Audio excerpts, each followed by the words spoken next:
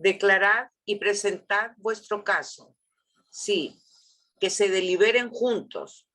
¿Quién ha anunciado esto desde la antigüedad y lo ha declarado desde entonces? ¿No soy yo el Señor? No hay más Dios que yo, un Dios justo y salvador. No hay ninguno fuera de mí. Muy bien, entonces la palabra para justo en hebreo es Sadik, él es justo.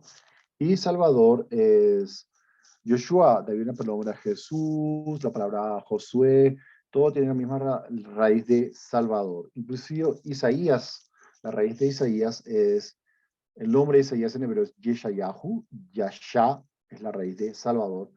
Y Dios se manifiesta aquí como el Sadik, el justo, y el Salvador. Y no solamente aquí, tenemos otros pasajes más, no los vamos a ver todos. Y siendo un Dios así, también exige que el hombre, para que la relación entre el hombre y Dios sea una relación armoniosa. ¿Qué es lo que se exige? Vamos a Amós, al profeta Amós, capítulo 5, versículo 7.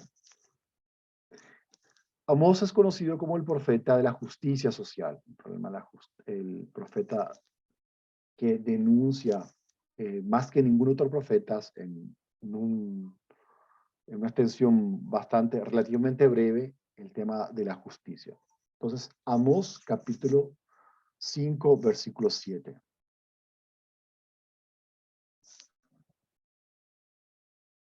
Consuma a los que convierten el juicio en ajeno y echan por tierra la justicia. Otras traducciones, hay de los que convierten en ajenjo, ajenjo es amargo, el derecho y tiran por tierra la justicia. ¿Sí? La relación con Dios, con este Dios que es Sadik, que es justo, también exige que el hombre cumpla el derecho y la justicia. Al versículo 15 del mismo Amós, versículo 15.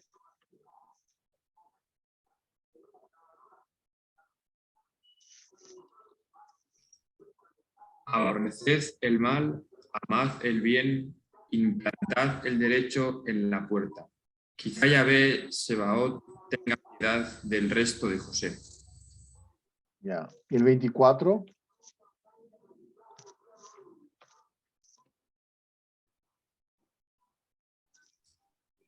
Que fluya así el derecho como agua y la justicia como arroyo perenne.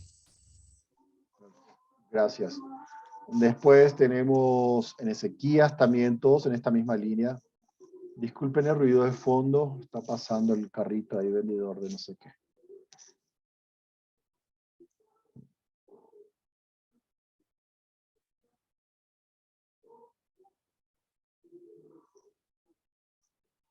Otra característica, la sexta, es Dios es compasivo y clemente.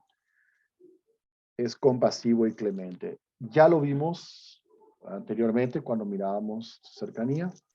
El Éxodo 34:6, ¿se acuerdan ustedes? Que lo vimos y lo analizamos. Entonces, esto es denso y destaca lo que es Dios, misericordia y justicia o solidaridad también.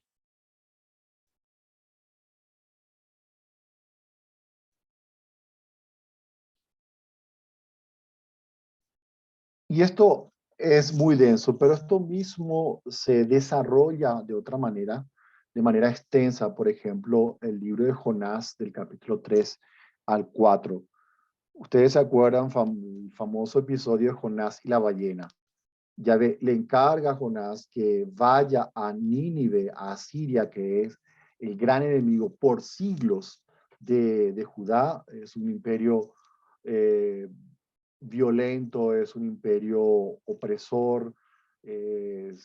Entonces, en esta narración, que es una creación literaria, Yahvé le ordena a Jonás que profetice a Siria y llame a la conversión a Siria, al gran enemigo de Israel. Y Jonás quiere rehuir la tarea. Entonces él quiere escaparse de Yahvé. ¿Y cuál es el motivo? Porque dice, y si se convierte a Siria, entonces no quiere que se convierta a Siria, quiere que Yahvé lo destruya, quiere que prime la violencia. Y sin embargo, finalmente Jonás predica a Nínive, el gran enemigo de Israel, y Nínive se convierte y Yahvé le perdona.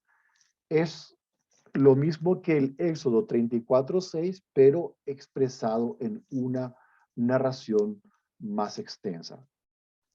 Es, bueno, en Daniel 9, Nehemías 9, tenemos también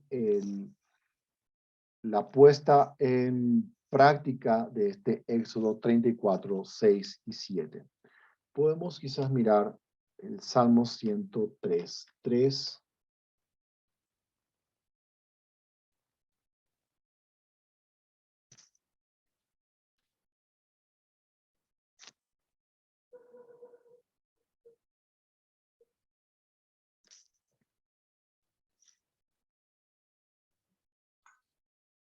El malvado se jacta de su avidez, de la avidez de su alma. El aprovechador maldice y desprecia al Señor.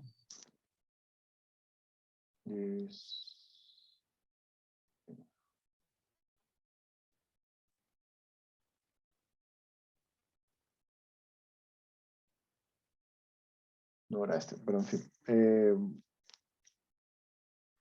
Vamos a Isaías 54:7. Isaías 54:7.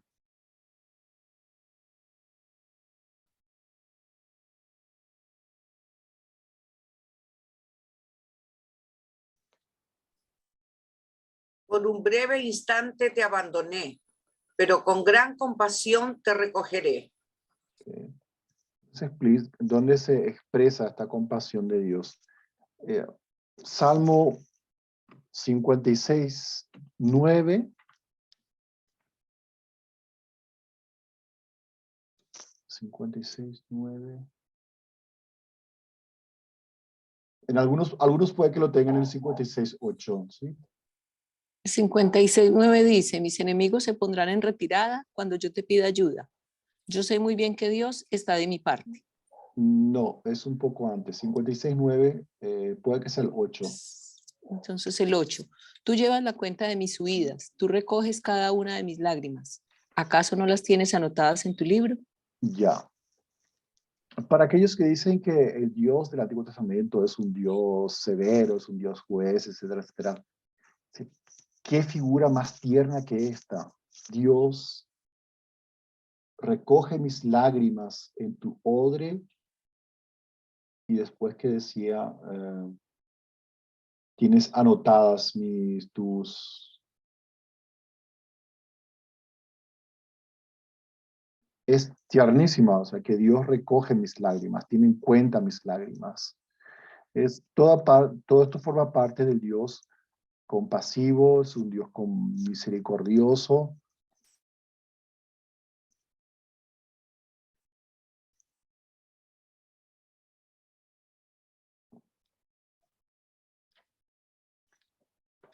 Estamos bien. Podemos ver otro pasaje.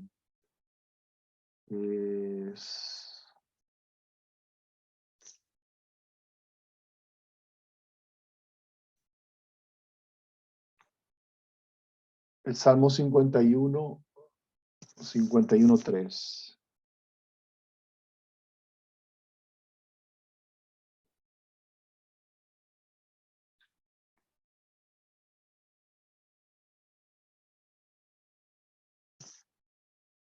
No. Ahí está. 51:3. Sí. Reconozco que he sido rebelde. Mi pecado no se borra de mi mente. ¿Qué pasa con 51:1?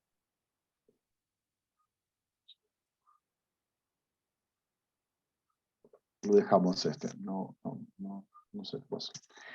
Estas son las características principales de Dios, que son las que más se repiten, las que más intensamente explicitan el modo de ser de Dios. Ahora vamos a ver otras características también importantes y duraderas de Yahvé, aunque no aparecen con la masividad que las que vimos nosotros. Solamente seleccioné algunas pasajes bíblicos, no todos los pasajes donde aparecen estas características. No nos daría el tiempo, solamente seleccioné algunas. Para nosotros es normal, se da por descontado que existe un solo Dios, pero eso no fue muy claro en la religión judía. Eso fue un conocimiento progresivo, descubrir que Yahvé no solamente es un Dios entre otros tantos dioses, el más importante para Israel, pero uno más entre otros, se llama etnolatría,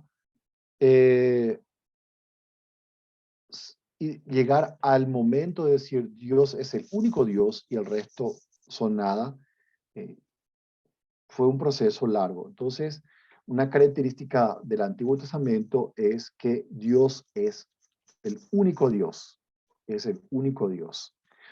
Es algo que no tenemos que perder de vista. Lo damos por descontado, ¿sí? Nadie dice, yo soy pagano, creo en Zeus, en Afrodite, qué sé yo, pero en nuestra práctica podemos caer en ciertas formas de idolatrías y desplazar a Dios o tenerlo a Dios como un Dios en mi vida, pero uno entre tantos. El dinero puede ocupar ese lugar, el trabajo puede ocupar ese lugar, otras tantas cosas pueden ocupar ese lugar y olvidar, o sea, afirmar de bocas para afuera, Dios es el único Dios, pero en el fondo, en mis acciones, estoy afirmando otra cosa. El Dios único, entonces, aparece afirmado en diversos lugares de la Biblia. Como les dije, fue un proceso. Y vamos a ver Deuteronomio 4:35. Deuteronomio capítulo 4, versículo 35.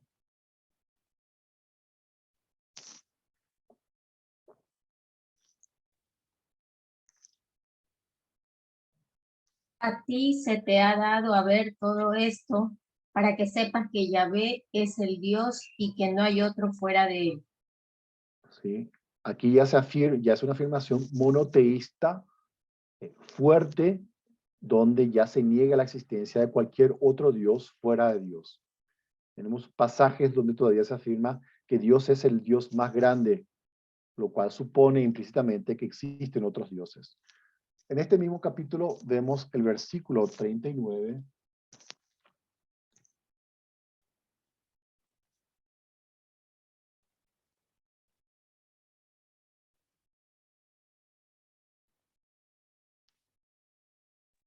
Por tanto, reconoce hoy y reflexiona en tu corazón que el Señor es Dios arriba en los cielos y abajo en la tierra. No hay otro.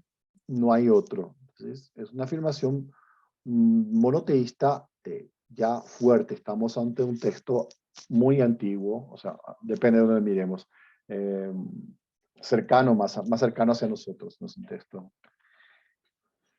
Isaías, el profeta Isaías, capítulo 43, 10.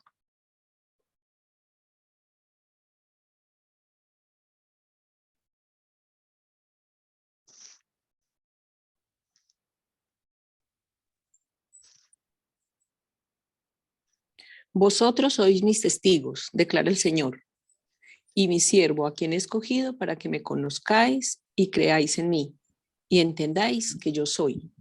Antes de mí no fue formado otro Dios, ni después de mí lo habrá. ¿Ya? Son textos ya tardíos del exilio, del post-exilio, y que quizás el contacto con esos pueblos en Mesopotamia, Egipto, obligó al pueblo a replantearse quién es Dios en frente a esos otros dioses, y llega a estas conclusiones. Es decir, no hay otro Dios, ni después de mí lo habrá. Sí, solamente Dios. Deuteronomio 6:4 también tenemos esta afirmación, Yahvé es único.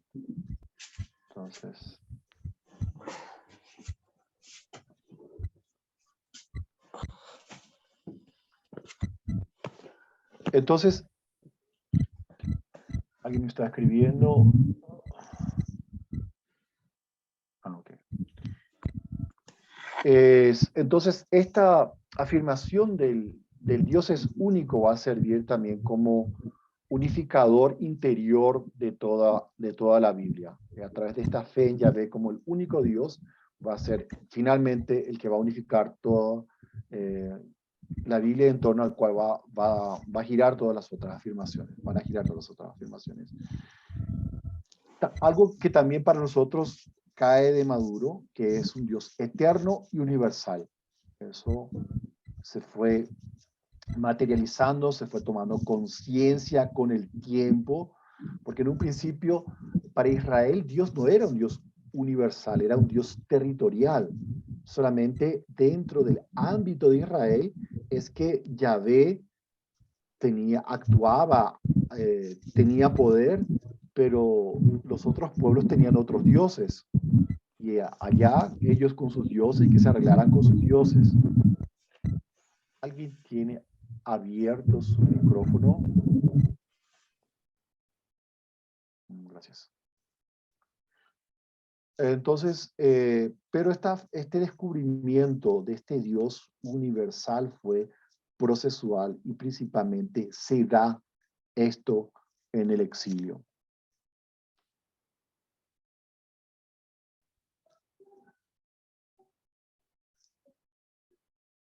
Vamos a Génesis 21:33. Génesis 21:33.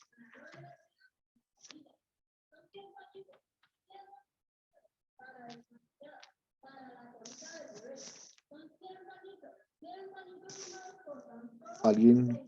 Si lo... Y Abraham plantó un tamarisco en Berseba y allí invocó el nombre del Señor, el Dios eterno. ¿Ya? Entonces, aquí se está afirmando la eternidad de Dios, algo que para nosotros lo tenemos ya muy asumido. En ese entonces fue una toma de conciencia procesual. En la creación, el mismo Génesis 1 es un comienzo temporal de Dios. No se menciona en ninguna parte que Dios haya tenido como un comienzo. Vamos a Isaías 43:10.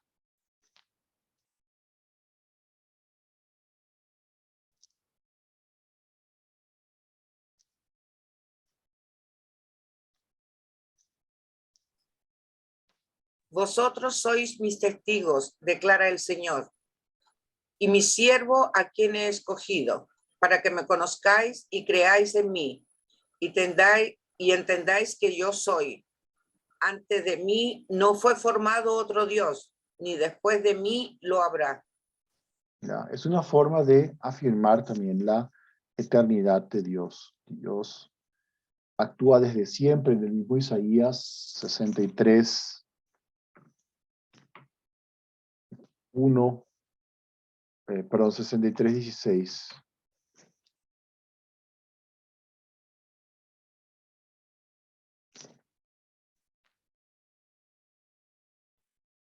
Porque tú eres nuestro Padre, que Abraham no nos conoce, ni Israel nos recuerda. Tú, Yahvé, eres nuestro Padre, tu nombre es el que nos rescata desde siempre. Gracias. Bueno, hay otros muchos lugares más donde se afirma esta eternidad de Dios y esta universalidad de Dios también. Sobre todo en Jeremías se va a afirmar la universalidad de Dios muy fuerte.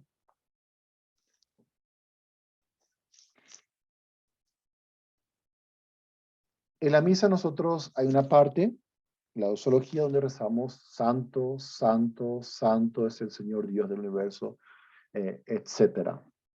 ¿Sí? ¿De dónde viene esa afirmación? ¿De dónde sale esa afirmación de la santidad máxima de Dios? El hecho de que se diga 3 veces se está expresando la máxima, suprema santidad de Dios. Isaías.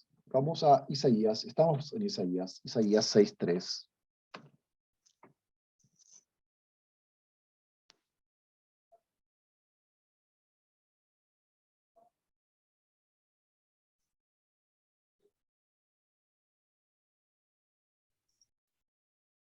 Uno a otro se gritaban: Santo, santo, santo, Yahvé Sebaot, llena está toda la tierra de su gloria.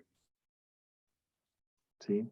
La afirmación que hacemos nosotros en la iglesia, en la misa, viene de acá, de Isaías. Afirma esa santidad suprema de Dios, de 3 veces santo. Se quiere subrayar eso. Isaías, esto es característico del libro del profeta Isaías, donde más se afirma la santidad de Dios, de diversas maneras. De esta manera, o diciendo el santo de Israel, y el mismo... es donde más veces aparece la palabra o la raíz de santo en un libro de la Biblia, en Isaías. Pero ya lo tenemos nosotros en Levíticos. En Levíticos,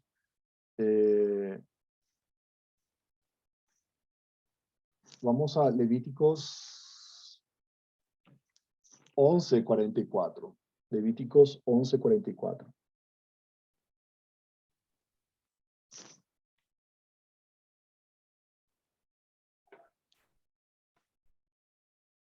Porque yo soy el Señor vuestro Dios. Por tanto, consagraos y sed santos, porque yo soy santo. No os contaminéis, pues, con ningún animal que se arrastra sobre la tierra. Ok. Santidad, ¿qué significa? Es todo aquello que se aparta de la mundanidad, de la mentira, del engaño, de la deshonestidad, de la infidelidad, etcétera, etcétera, y lo hace en grado sumo. Y del lado positivo es el tener todos estos atributos de fidelidad, de amor, etcétera, etcétera. Entonces, en Levíticos se ordena al pueblo a ser santo. Podemos hacer acá un stop, una pausa, y quisiera escucharles a ustedes acerca de la imagen de Dios que para ustedes tiene el Antiguo Testamento, y si lo que estamos viendo ahora representa para ustedes un nuevo descubrimiento de las imágenes de Dios del Antiguo Testamento. O también podemos ver, bueno, después volveremos sobre el tema de la santidad, pero para que lo vayan pensando y elaborando, ¿qué significa ser santo? Hace poco aquí en Colombia, y la semana pasada justamente, el tema del encuentro fue ser santo hoy, considerando la conclusión del año ignaciano. Entonces, ser santo hoy, ¿qué es? ¿Quién es santo? Bueno, entonces me gustaría escucharlo a ustedes sobre las imágenes de Dios que la gente tiene, que ustedes tienen, y concretamente del Antiguo Testamento.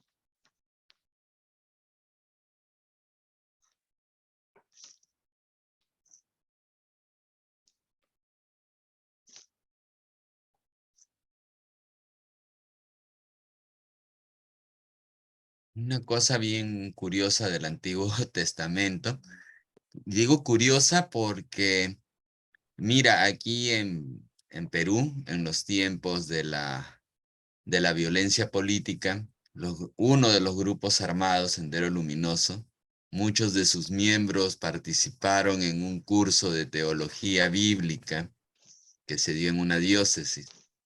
Y ellos, por ejemplo, marcaron mucho lo de Macabeos, ¿no? Ese Dios vengativo, ese Dios guerrero, ese Dios que muchas veces inclusive en la canción del profeta, ¿no? Arrancar, derribar, ¿no? O sea, eso ha sido muy marcado por lo menos en parte de los pobladores en Perú, ¿no? Un Dios más bien castigador, un Dios vengativo, un Dios que, como bien lo decías tú, ¿no? O sea, castigará hasta la cuarta generación, ¿no? Entonces, como siempre, tomado muy literalmente, ¿no? Y jalado ciertamente, jalando agua para los molinos de ese Dios que más bien de susto, ¿no? Yo recuerdo que en mi catequesis de niño nos marcaban ese triangulito con el ojo allí de ese Dios que te vigilaba, de ese Dios que te castigaba, ¿no? Y con una abuela muy católica, pero también eso de Dios te está mirando, ¿no? Con ese dedo señalador entonces de mucho miedo y de la cuestión del pecado. Eso fue un poco las imágenes con las cuales crecí, son las imágenes que en varias partes todavía del Perú se tienen, ¿no? Sobre el Antiguo Testamento. Ya, gracias, Pepe. Sí, que estaba buscando el texto de, a ver si es este, Deuteronomio 7:9.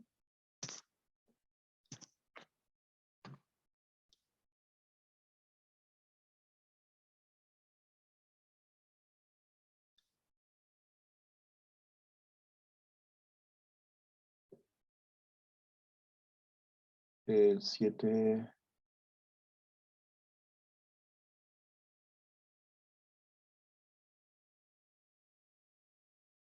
Ahora mismo no estoy encontrando el texto, pero simplemente complementar lo que dijiste. El Deuteronomio 7:10 creo que es, pero no estoy seguro. Les decía Sí antes, es, Guillermo. Es, sí, pero castiga en su propia persona a quien no lo odia y lo sanciona por demás. Eso es lo 10. sí. Hay otro más donde es la generación que se está resistiendo a Yahvé, no es que Dios castiga el pecado de los antepasados.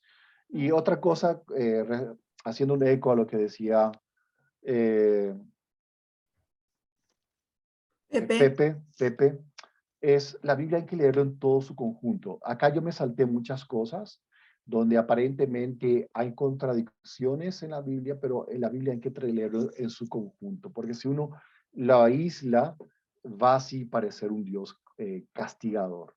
Encontramos nosotros en el Antiguo Testamento y los profetas amenazas de castigo, ¿sí?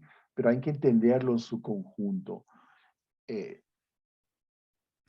Por ejemplo, en Ezequías, el castigo viene después de una larga infidelidad del pueblo, de graves infidelidades del pueblo, donde Yahvé luchó por la relación. Se nos pone la narración en términos de una relación de un amante con un amado, y donde Dios es continuamente herido y ya no aguanta más. Entonces él se aparta. Pero es un género literario que hay que tenerlo en ese sentido, y que al final, después, otra vez, Yahvé se arrepiente. Si alguien puede moderar, alguien alzó la mano por aquí. Maximilian.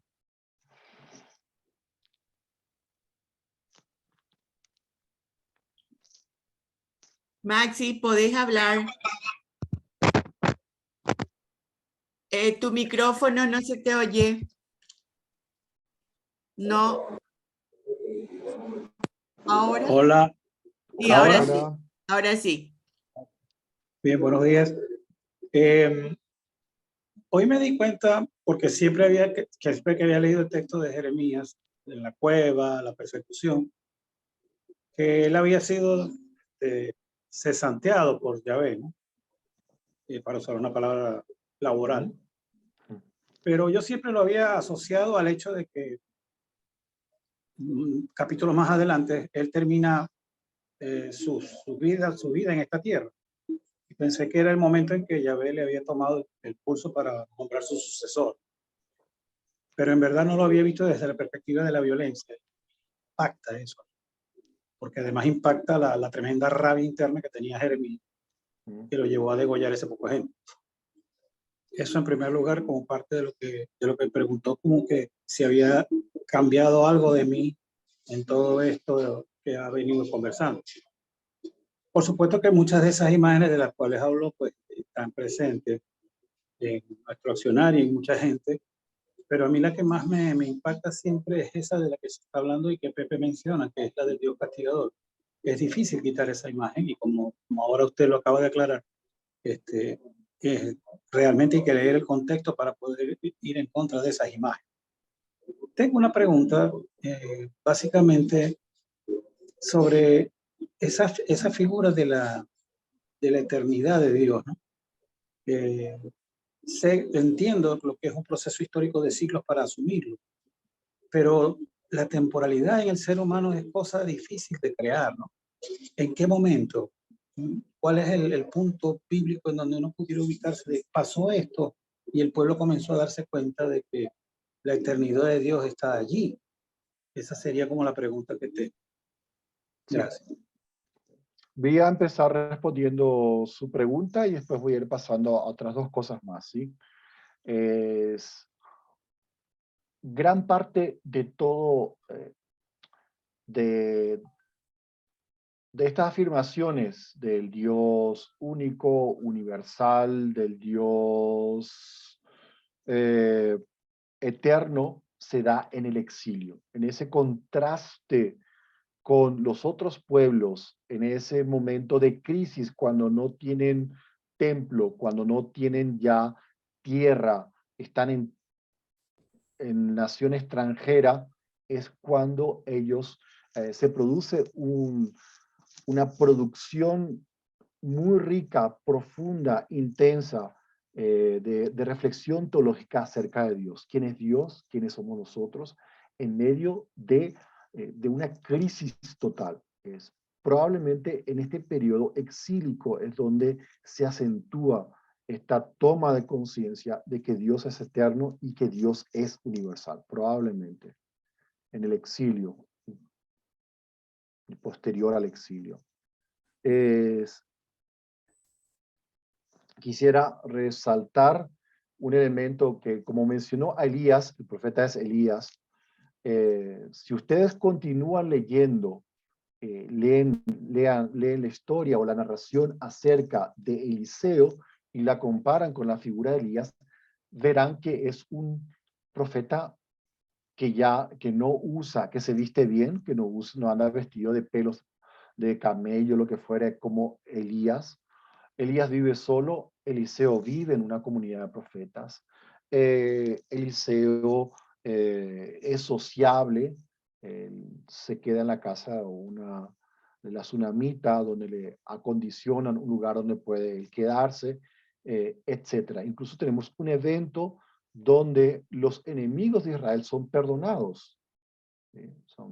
Caen atrapados por las tropas del rey y el rey le pregunta al profeta, ¿qué hacemos con ellos? Y Eliseo les dice, denles de comer, hagan un banquete con ellos, con los enemigos.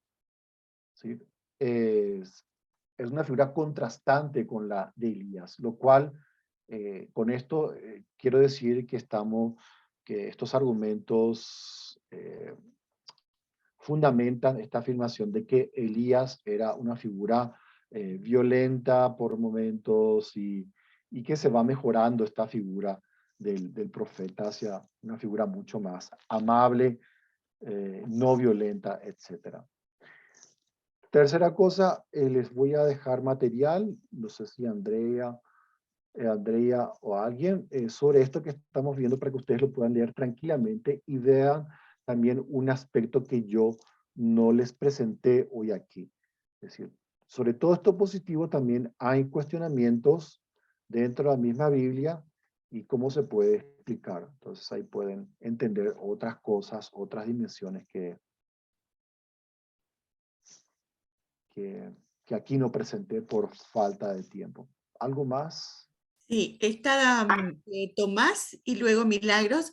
A mí me encantaría si pudieran hacer los dos las preguntas primero y luego vos ves cómo hacerlo, Guille, ¿te parece? Sí, sí. Dale. Entonces, Tomás, te doy la palabra y luego Milagros. Sí, como ya dijeron, ¿se escucha ahí? Sí, ¿no? Como ya dijeron, bueno, mucha gente tiene la idea de Dios castigador o de castigo. Y yo tenía como que el Antiguo Testamento era una mezcla de castigo por un lado y por otro lado de liberación.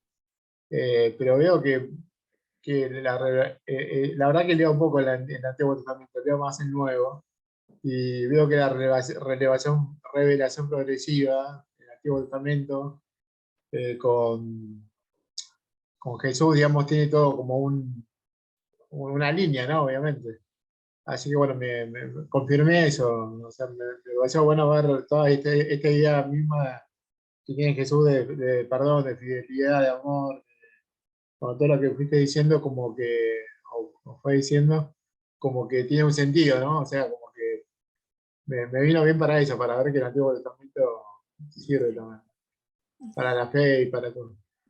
Y bueno, y dejar de tener esa imagen de Dios castigador en el Antiguo Testamento, sino de liberación, de amor, de perdón, Ya. igual que la de Jesús. Porque Yahvé y Jesús es la misma línea, así para la misma, tiene el mismo sentido, me parece. Así, nada más que eso.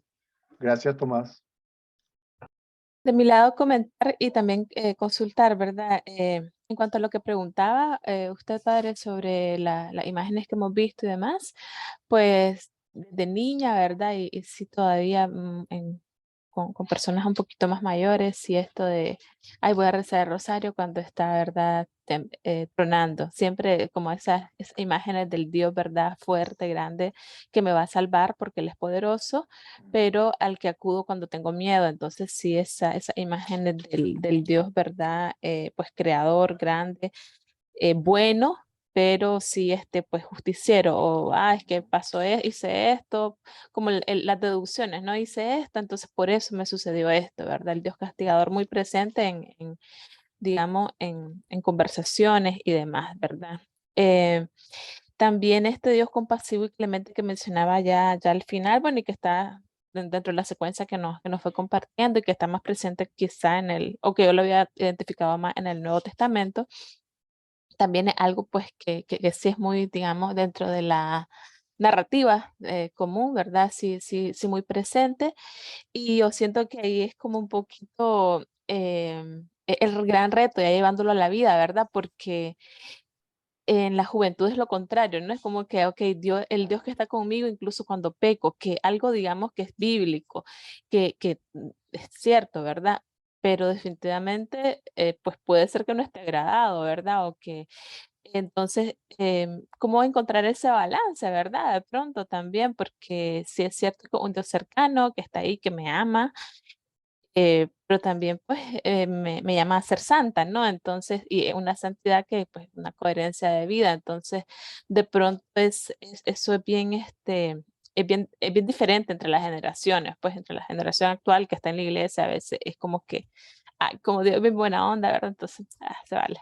Y no, pues no es cierto, ¿verdad? Entonces, hoy día de Santa Teresita precisamente, ¿verdad? Que hablaba mucho esto de la interioridad y de cómo está Dios conmigo. Puede ser que ande ahí siempre, claro que ande ahí siempre, pero ¿cómo? ¿Verdad? Entonces, un poco por ahí me interpelaba. Y desde la parte bíblica, ¿verdad? Pues, pues esa es como la consulta, ¿no? ¿Cómo encontrar de pronto ese balance, de pronto dar respuesta? Sí, ok, Dios es fiel, es bueno, pero también es bien claro, ¿verdad? Entonces, por ahí. Gracias, Milagros. Como ustedes saben, en medicina, por ejemplo, un remedio que es bueno para alguien es malo para otro, lo mata. ¿Sí? O en espiritualidad ignaciana, tenemos distintas reglas de discernimiento. Tenemos regla de la persona que va de pecado en pecado, tenemos las reglas de primera semana, tenemos las reglas de segunda semana, y allí lo que es consolación y desolación los síntomas de consolación y desolación son distintos. Entonces hay que ver en qué situación nos encontramos. La Biblia es como una polifonía y hay que saber cómo conjugar todos esos elementos que de repente podrían ser contradictorios. Sí. Después de las preguntas, si nos da tiempo, quisiera mostrarle a ustedes algo más con respecto a la interpretación bíblica.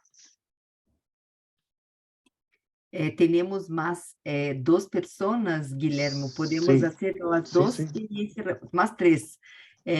Amaya, poderíamos hablar las tres personas y después vos responde y cerramos las preguntas. Sí. Gracias. Ya, el orden es Joshua, Gonzalo, Amaya e Íñigo. En Listo. ese orden, por favor. Sí, muy buenos días con todos y todas. Padre Cabello, agradecido por la ponencia. Mi consulta era la siguiente, ¿no? En atención de que, como vos bien señala, la Biblia es como una interpretación cultural sobre la relación que han tenido esta cultura con Dios. Y en esa lógica, vos lo divide en palabra humana y palabra divina. Lo que no me quedó muy claro, y por eso traslado la consulta, es que entiendo que cuando decimos palabra divina es cuando dentro del texto bíblico se habla en primera persona, y cuando se habla de palabra de Dios, entiendo que es una representación de la cultura sobre Dios o sobre lo que dice Dios. Ahí me perdí un poco. No. Son elementos distintos. O sea, cuando uno hace interpretación bíblica y va leyendo la Biblia, le tiene que prestar atención a cuando en la Biblia aparece Dios hablando en primera persona en discurso. Eso es por una parte, ¿sí? No es que eso sea, ahí es divina o, no, o es humana, no. Simplemente decirle que cuando ustedes están leyendo el texto bíblico, tienen que prestar atención cuando nos encontramos ante un discurso. La Biblia nos está diciendo, o el escritor bíblico nos está diciendo, atención, esto es importante, préstenle atención. Así también hay otros recursos literarios que se utilizan para prestar atención. Por otra parte, eso de palabra divina y palabra humana, eso lo tenemos a lo largo de toda la Biblia. Jeremías, al inicio de Jeremías se nos dice palabra de Yahvé a Jeremías, etc. Lo que estamos diciendo es, Dios nos habla, pero nosotros tenemos que traducirlo eso en un lenguaje humano. Eso significa que el profeta no está haciendo una copia literal de lo que Dios está diciendo. El profeta también hace uso de su inteligencia, hace uso de sus cualidades y limitaciones. Es decir, la palabra de Dios se transmite a través de una persona humana con las limitaciones que eso significa. Básicamente es eso simplemente que quería decir. Ok, creo que me toca. Buen día, buenas tardes, buen día a todos. Un placer. Gracias por la charla. Yo quería compartir una resonancia.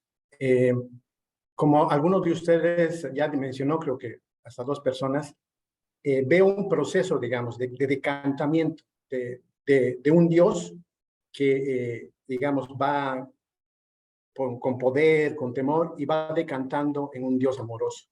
Un proceso que ha debido durar mucho tiempo, ¿no? Y ahí veo también que hablar del Señor, escribir del Señor, pasa por un tiempo y un espacio. Y entonces el tiempo y el espacio de los profetas, como bien decía, han ido, incluso los profetas han ido, un profeta a otro, digamos, ha habido este proceso digamos, de un Dios del temor a un Dios del amor. Entonces, como un proceso de largo plazo. Y la resonancia que tenía era que esto ha pasado en la Biblia y quizás también creo que pasa en nosotros, de alguna manera. O sea que, como creo que todos en Latinoamérica, la mayoría, por lo menos en Bolivia pasa, lo que decía Pepe en Perú, este Dios que es, en Bolivia es le tienen eso es una afirmación mía, pero probablemente en Bolivia le tienen tanto temor al Señor que la Virgen, hay muchas representaciones de la Virgen como que para apaciguar ese poder, ese temor que se tiene. Entonces también percibo que nosotros hacemos ese proceso de alguna manera, ¿no? A mí también personalmente, yo tengo muchos espacios que tengo que todavía pensar sobre mi idea de Dios. Tengo todavía espacios donde lo percibo como con temor, pero creo que es el proceso y esto desde lo que tú bien mencionabas, que desde el principio estos mensajes de que estaba con nosotros, que nos ama. Entonces creo que son ese proceso de la Biblia que es probablemente 2000 años, también es un proceso dentro de nosotros para hacer ese mismo paso, desde esos lugares donde tenemos temor de Dios, a que cada vez estemos con Él y ese Dios del amor no solamente sea palabra, sino sea un proceso de apertura interna en el cual podamos vivir y confiar. Eso nada más. Gracias. Gracias. Sí, estoy de acuerdo con lo que dices. Simplemente quisiera agregar que he visto una pintura del siglo XVI, creo, donde la Virgen con su manto está protegiendo a las personas, obispos, monjas, etcétera, etcétera, con su manto. ¿De qué le protege a estas personas? Caen unas flechas del cielo. ¿Y qué son esas flechas? Es la ira de Dios. La Virgen está protegiendo a las personas de la ira de Dios, para que vean el concepto que en un momento dado la gente llegó a tener de Dios. María Sí, es la no sé de dónde he protectora. sacado la idea, pero puede ser por ahí, quizás la he visto, no sé. Gracias. ¿Alguien más? Hay una persona más, Amaíño, y después Ferran. Bueno. Hola, ¿qué tal? Muchas gracias por este tiempo. Bueno, la reflexión es, gracias a este tiempo de lectura también que estamos teniendo, ¿no? Estamos descubriendo estas características de las que hoy Guillermo nos has compartido, ¿no? Este Dios, fidelidad, misericordia, amor, Salvador del Antiguo Testamento. La pregunta es, bueno, a todos creo que no nos cuesta mucho ver esta figura en el Nuevo Testamento, ¿no? Ese Dios de Jesús, claramente o rápidamente lo identificamos con estas características, ¿no? Sin embargo, el Dios del Antiguo Testamento tenemos que profundizar un poco más, o tenemos que atender a o leer más profundamente, o libros, o escuchar este encuentro, ¿no? ¿Por qué es más fácil descubrir este Dios con estas características en el Nuevo Testamento y por qué nos cuesta más hacerlo en el Antiguo Testamento? Y vinculado a eso, hoy en día, estas generaciones, o los últimos 50, 60 años de catequesis, ¿qué pasa o qué sucede si seguimos teniendo una experiencia de ese Dios del Antiguo Testamento castigador, de ese Dios juez, de ese Dios al que tenemos miedo? ¿Por qué después de 2000 años seguimos teniendo esta experiencia de que hay como si hubiese dos dioses, un Dios del Antiguo Testamento y Nuevo Testamento? ¿Por qué todas y todos los que, o muchos de los que estamos aquí en este encuentro, seguimos sintiendo a ese Dios del Antiguo Testamento lejano? Y nos hace falta profundizar en la lectura y escucharte a ti, Guillermo, para ir reconciliándonos con ese Dios. Gracias. Gracias, Íñigo. Yo creo que diste la respuesta. Es decir, son 3000 años de distancia entre nosotros y esos textos escritos en otra cultura, con otras técnicas literarias, que para el pueblo era común. El pueblo lo entendía. Para ese pueblo a quien fue escrito en ese momento era algo normal, pero para nosotros ya 3000 años después nos resulta difícil entender. Entonces necesitamos cierta ayuda para comprender esos textos. ¿Queda alguien más para preguntar? Amaya. Ya no, Guillermo. Ya no. Entonces yo quería... Disculpen, Mari Carmen levantó la mano. Sí, Ahora. Guillermo, sí, perdón, levanté sí, la mano tranquilo. a última hora. Sí. Sí, bueno, primero muchas gracias por la ponencia. Yo quería decir lo siguiente, ¿no?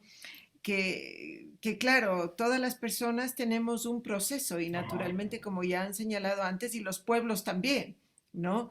De la imagen de Dios. Entonces, y eso se expresa muchas veces incluso en nuestras maneras de simbolizar a Dios o también en nuestros comportamientos. O sea, ¿cuántas veces hay que nos podemos encontrar con personas, por ejemplo, que no se perdonan fácilmente a sí mismas y entonces siguen ahí? O sea, ahí hay una imagen en el fondo de un Dios castigador o de un Dios que no perdona, ¿no? Entonces, muchas veces nos podemos acercar, podemos percibir, digamos, qué imagen tenemos de Dios en nuestros propios comportamientos, ¿sí?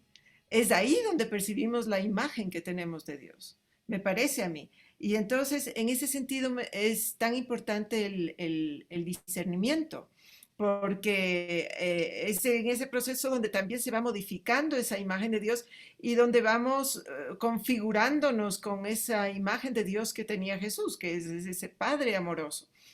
Entonces, con respecto a lo que Íñigo decía, que me pareció muy interesante, quizá, no sé, por lo menos a mí me es más fácil, claro, encontrarme con ese Dios amoroso del Nuevo Testamento porque Jesús es un hombre visible, con un comportamiento concreto.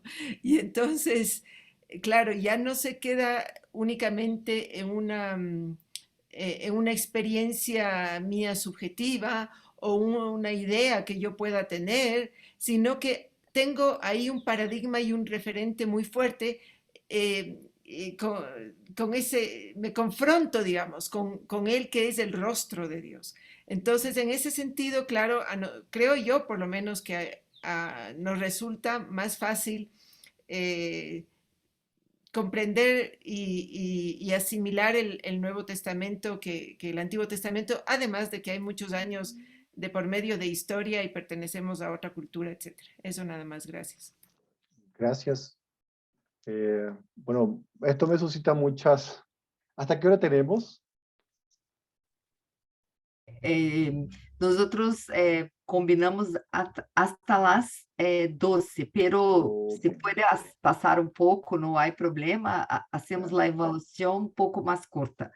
Lo tiempo es suyo. Oh, gracias, gracias. Simplemente voy a hacer de manera sintética.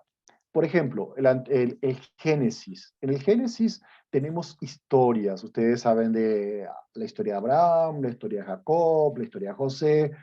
¿Quién no aprendió eso en la catequesis? ¿Sí?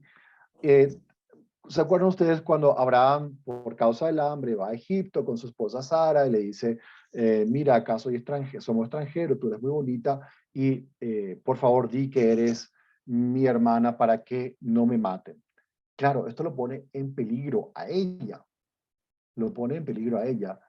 Y al final ella es llevada al harén, luego el faraón se da cuenta y le expulsan a estas personas y Abraham sale con riquezas, con camellos, con esto y con lo otro, y decimos nosotros palabra de Dios. Pero ¿cómo palabra de Dios si Abraham le obliga a mentir a su esposa para salvarse del pellejo? Es un cobarde. La pobre va al harén del faraón, etc. Y eso es palabra de Dios.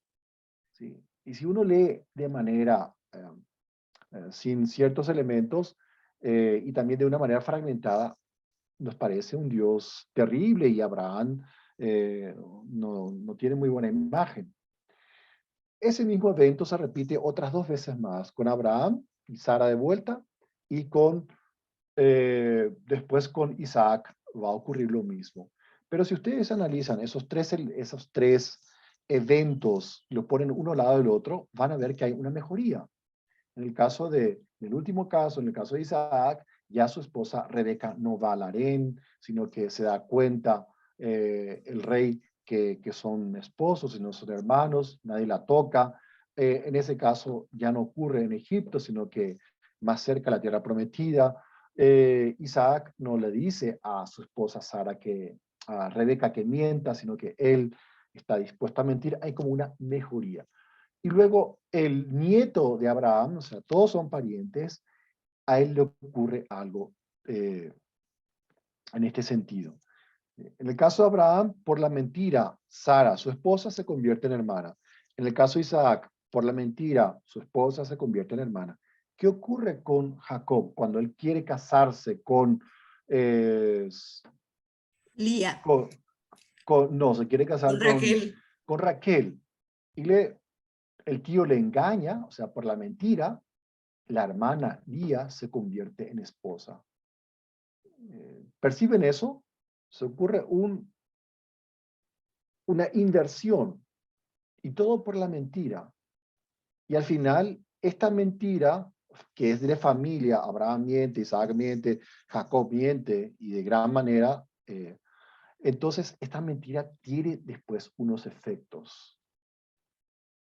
Al final, hay una serie que se llama de Chernobyl, alguno lo habrá visto, y en un momento, Chernobyl trata sobre la explosión de esta usina nuclear, y la causa es porque nadie asume la responsabilidad y todos van mintiendo, y eso termina finalmente en una explosión, literalmente una explosión nuclear, por la mentira. Y eso es lo que la Biblia nos está diciendo. Por la mentira termina esto todo en una crisis familiar. Y al final, en la película, el ingeniero dice, la mentira es una deuda con la verdad que al final alguien la tiene que pagar. Y es eso lo que la Biblia nos muestra con estos personajes. Al final Jacob es explotado por el tío, engañado por el tío, y trabaja 20 años. La hermana se convierte en esposa. La Biblia está haciendo así un juicio sobre estos personajes. Pero somos nosotros los que tenemos que mirar eso. Nosotros somos los que tenemos que decir, no, Abraham no actuó bien. Una segunda cosa, y con esto termino. Detrás de estas historias está operando las leyes de Levíticos y Deuteronomios. Es decir, las leyes están operando y uno tiene que saber. Cuando Jacob se casa con dos mujeres hermanas, el que conoce la Torá sabe que eso está prohibido por Levíticos, porque eso va a terminar ¿en qué? Va en peleas entre hermanas. Y eso es lo que ocurre después en la narración. Lía y Rebeca se pelean a muerte. Entonces, las narraciones en el Génesis están hechas para ilustrar lo que ocurre, lo que las leyes prohíben o permiten. Y a su vez, las leyes son explicadas por estas narraciones. Por ejemplo, esos son algunos de los criterios que hay que tener en cuenta cuando uno lee el texto bíblico, y son elementos que necesariamente en un curso como estos uno va aprendiendo. No sé si me expliqué, confundí más. Es que requeriría más tiempo de analizar cada pasaje. Perfecto, se entendió. Guillermo, dijiste algo respecto a algo que le ibas a entregar a Andrea. Sí, esta parte, claro, sí, esta parte les puedo entregar para que ustedes lo lean más tranquilamente y le echen cabeza a la cuestión. Bien. Sí, sí. Gracias. Yo ya paso la palabra a Miriam, que hará los agradecimientos, mas de cualquier forma yo quiero agradecer mucho. Como habló, tiempo es muy curto, pero nos da un gusto para que cada uno possa buscar mais, estudar mais, né? Porque é o tempo que nós temos. Sua charla nos instigou muito, nos deu a conhecer, né? E buscar, e o desejo de buscar mais. Então, passo a palavra a Miriam. Gracias. Sí, agradeciendo la presencia de todos. Empezamos 61, ahora estamos con 54 personas participantes. Yo quisiera en primer lugar empezar un poco con lo que Guillermo inició hoy.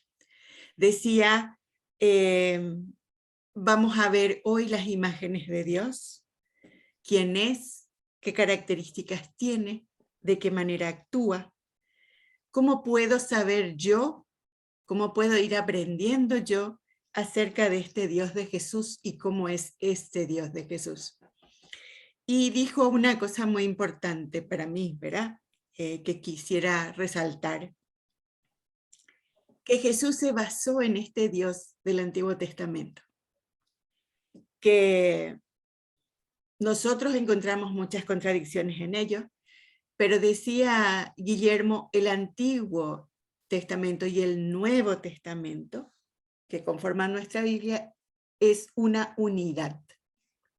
Como nosotros a veces tendemos como a desintegrar, como a cortar y a no tener esta visión de unidad, ¿verdad?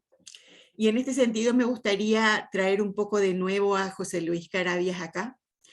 Él siempre decía que Dios se revela progresivamente a cada persona, a toditos los que estamos aquí.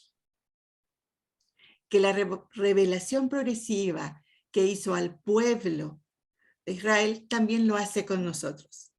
Y yo aquí quiero comentar algo que él decía. Me da tanta pena ver a gente que no termina de pasar del Antiguo Testamento, que no llegan al Dios de Jesús, que no llegan a sentir la misericordia, el perdón como parte integrativa de su persona.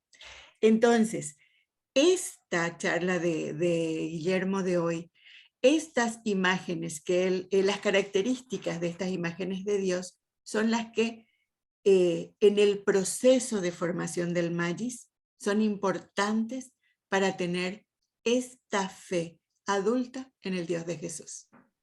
Para ir purificando, en palabras de Ignacio, nuestras imágenes, de tal manera que decía alguien, es difícil de quitarla, decía, no sé si Pepe o alguien, o decía Milagros, ¿cómo encontrar el equilibrio y el balance?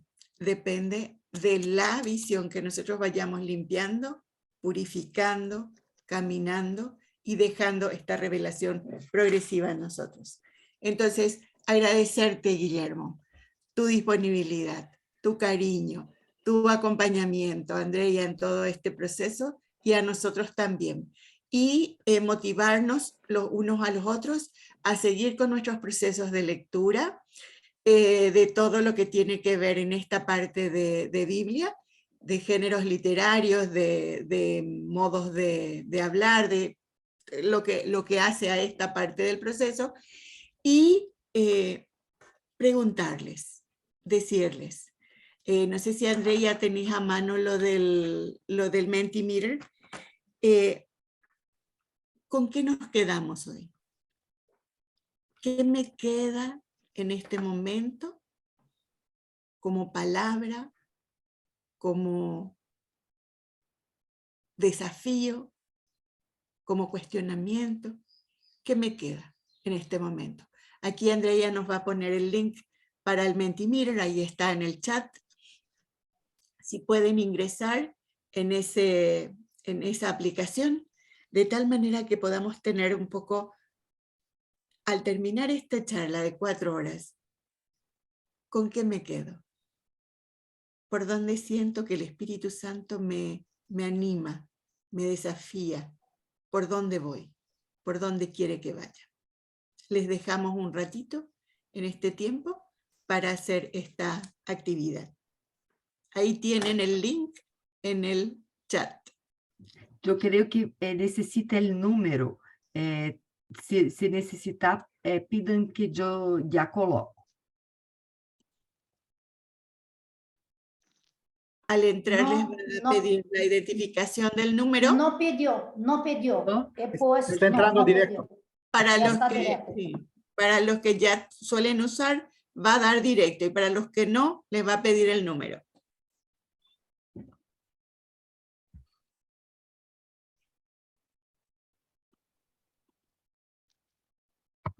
Sí,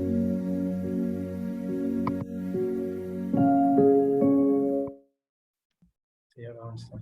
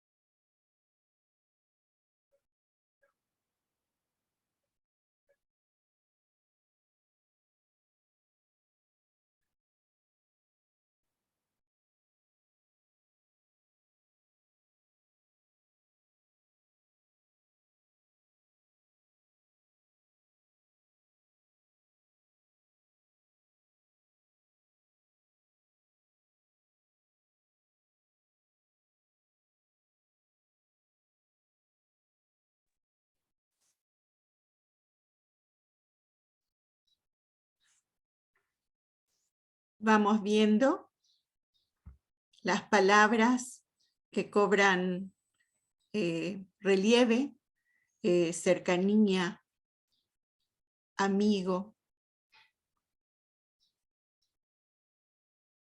como algo que nos queda de una imagen de un Dios amigo, cercano.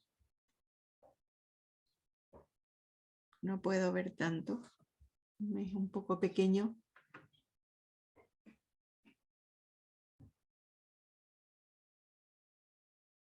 Incondicional.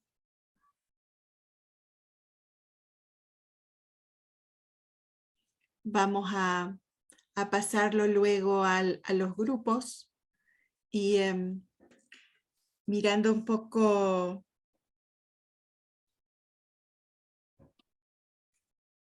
Yo creo que cerró, Miriam. Sí, se cerró. ¿Cuál es el número? Dice Andrea, necesitan también para el anterior que habías puesto. Por los que no hayan puesto, a lo mejor podrías poner y tenemos dos evaluaciones, que no importa que no sea todo en una. Con estas palabras nos quedamos un momentito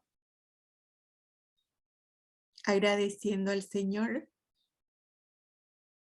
su amor incondicional, agradeciendo su amor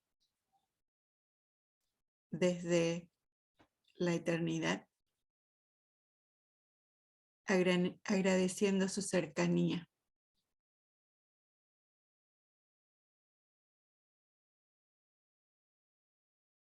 Dando gracias a este Dios.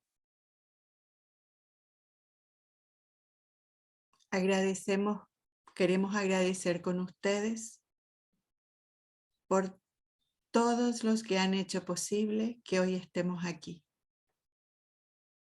Estos más de 20 años del curso Magis, los que pensaron, soñaron, idearon, hicieron andar por cada una de las ediciones, por todos los participantes, por todos los que vamos acompañando y poniendo nuestros dones al servicio. Damos gracias al Señor por esta edición y por ustedes, cada uno de ustedes. Gracias de nuevo, Guillermo.